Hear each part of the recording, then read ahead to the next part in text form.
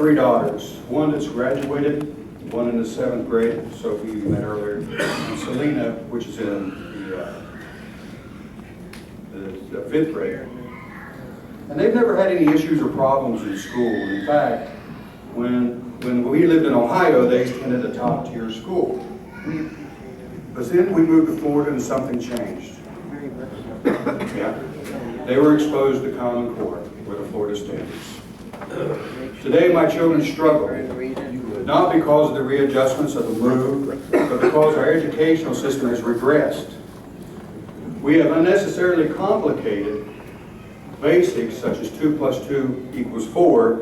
It is now a convoluted method of trying to arrive at some answer. My wife and I have both earned our graduate degrees. We both taught at universities in Ohio. She taught in the public school systems. But every single night, we would have to try to figure out her homework and try to come to the answers, which become impossible. Sometimes I just had to write a note saying we couldn't figure it out. Then she would go back to school and with an incomplete homework assignment. Something's wrong.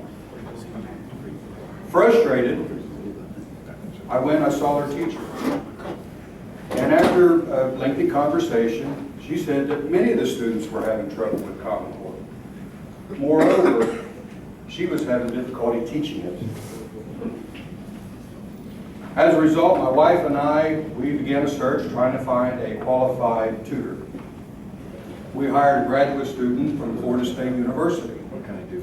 After a few sessions, she decided she couldn't do them with ease either. 5th grade math. Something's wrong. I recently hired a 12-year veteran faculty member out of the University in Alabama. And one of the questions I asked her during the interview process is, why are you quitting now when you only have 8 more years to retire? And she said it's because Common Core has now entered the university. She can't teach the remedial classes to the freshmen, and she doesn't know how to teach them. Again, something's wrong.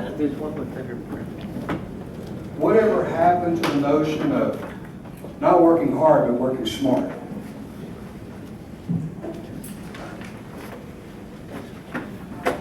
Common Core has been replaced with our arrogance of our perceived intelligence. And the only people that's really paying for it is our students, our kids. An overcomplicated, simple answer doesn't make us any smarter. It only takes time away from our students, our children, of learning subjects that really will help them succeed in life. Over the last 120 years, man has accomplished and advanced more than all the preceding dates in history. And guess what? They didn't, you didn't, nor I, learn under Common Core. Something is wrong. This is a nonpartisan issue. This is an issue about the future of our children and whether we set them up to succeed or whether we continue down this experimental path of failure. Republicans, I know that there's probably not any in here right now, which is probably a good thing, but we have heard for years that they are for smaller government and local control. This issue is for big government and no local control.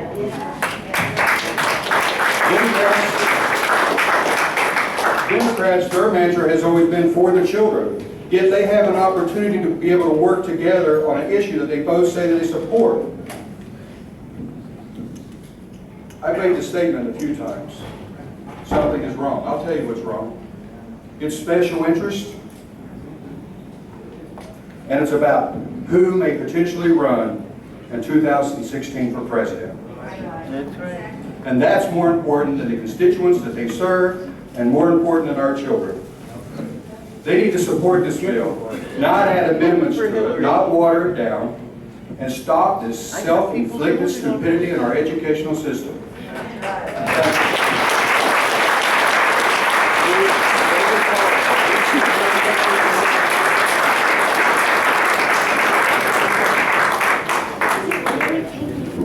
I think we know why he has such accomplished daughters. I don't know if you've been paying attention to the news, but have you heard testing in Florida gets an F? Yeah. Hasn't been going very well. You may have heard that there was a letter written by a couple of senators